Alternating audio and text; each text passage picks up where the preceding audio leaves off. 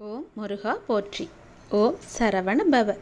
என் அன்பு குழந்தையே, உனக்கு இந்த முருகனின் வாக்கை சொல்வதற்காக நான் வந்திருக்கிறேன். நீ அறிந்தோ அறியாமலோ யாரிடமாவது கடும் சொற்களை பேசியிருப்பாய் என்று என் மனதிற்கு படுகிறது. அதனால் உன் மனதார ஒரே ஒரு முறை மன்னிப்பு கேட்டுவிடு. நீ மென்மேலும் வளர்ந்து வளர்ச்சியடையப் போகின்றாய். யார் யாரெல்லாம் உன்னை வெறுத்தார்களோ, யார் யாரெல்லாம் உன்னை உதாசீனப்படுத்தினார்களோ, யார் யாரெல்லாம் உன் நம்பிக்கையை கெடுத்தார்களோ, அவர்களை பற்றி இனி ஏதும் கவலைப்படாமல் நீ இரு.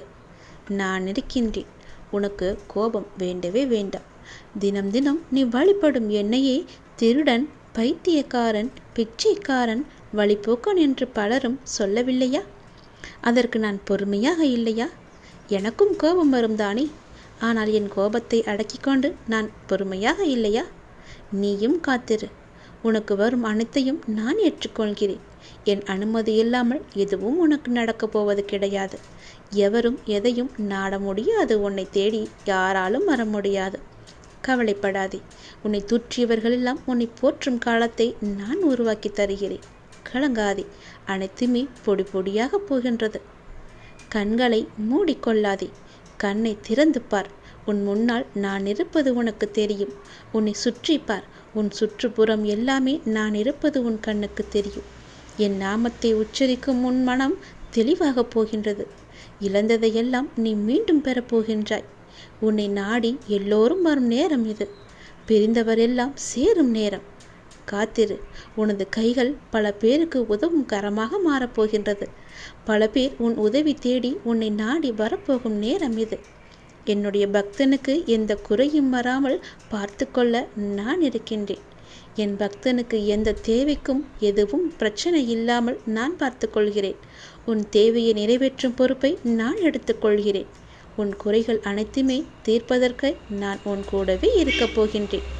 உனக்கும் எனக்கும் இடையே உள்ள பந்தம் நிரந்தரமாக இருக்க வேண்டுமானால் நீங்கள் என்னை பரிபூரணமாக நம்புங்கள். வேறு மார்க்கமே இல்லை. இந்த ஒளிவு மறைவு விளையாட்டுக்கள் எல்லாம் என்னிடம் வேண்டாம். ஒரு முறைதான் நான் உன்னிடம் சொல்வேன். நீ மென்மேலும் வளர்ந்து வளர்ச்சி அடைய வேண்டுமென்றால் நான் சொல்வதையெல்லாம் கேள். நீ இழந்ததையெல்லாம் மீண்டும் பெற வேண்டுமென்றால் நான் சொல்வது போலவே நீ செய். உன்னை பிரிந்தவர் எல்லாம் உன்னை தேடி வரும்படி நான் அமைத்து தருகிறேன். பிரிந்தவர் உன்னை சேரும் நாளை நான் அமைத்து தருகிறேன். நீ பல பேருக்கு உதவ வேண்டும் என்று நினைத்தால் நான் சொல்வது போலவே நீ செய். நீ அறிந்தோ அறியாமலோ யாரிடமாவது கடும் சொற்களை பேசியிருந்தால், அவர்களுடைய மனம் காயப்படும்படி நடந்திருந்தால், அவர்களிடம் மனதுக்குள் மன்னிப்பு கேட்டுக்கொள். அது ஒரு கர்வமாக பின்தொடர்ந்து கொண்டே இருக்கும். உன்னுடைய மனம், வாக்கு, செயல் மூன்றும் கருமாவை தரவல்லது. அதை நீ உபயோகப்படுத்தும் போது கவனமாக இருக்க வேண்டும். என்னை வந்து அடைந்த பிறகு உன் வினைகளை குறைவதற்கே உன்னை வழி நடத்துகின்றேன் நான். உன் வினைகளை சேர்த்து கொள்ளாதே. நீ மாயை என்ற வலையில் சிக்கிக்கொண்டு உன் கர்ம வினைகளை நீயே சேர்த்து கொள்ளாதே. நீ வினைகளை குறைத்து கொண்டு வா. நீ இழந்தவற்றில் நியாயமாக உன்னிடம் வந்து சேர வேண்டிய அனைத்தையுமே நான் உன்னிடம் வந்து சேர்த்து விடுகிறேன். நீ அறியாமல் செய்தோ அறிந்து செய்தோ தவறுக்கு மன்னிப்பு கேள். மானசீகமாக உன் மனதார நீ மன்னிப்பு கேள். யாரிடமாவது கடும் கோபத்தில் நீ பேசியிருந்தால் அவர்களுக்காக உன் மனதிலேயே நீ மன்னிப்பு கேள். அவர்களிடம் வேண்டாம், இறைவனிடம் நீ கேள். அந்த மன்னிப்பிற்கு பல பலன்கள் அதிகம் உண்டு. நிச்சயம் உன் வாழ்வில் மென்மேலும் நீ வளர்ந்து நன்றாக இருக்கப் போகிறாய். நீ இழந்தது எதுவாக இருந்தாலும் அது வேறொரு வடிவில் நான் உனக்கு தருகிறேன்.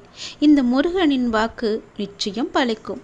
ஓம் சரவண பவ என்று ஒரே ஒரு முறை உச்சரித்துப்பார். முருகன் நான் வருவேன் உனக்காக.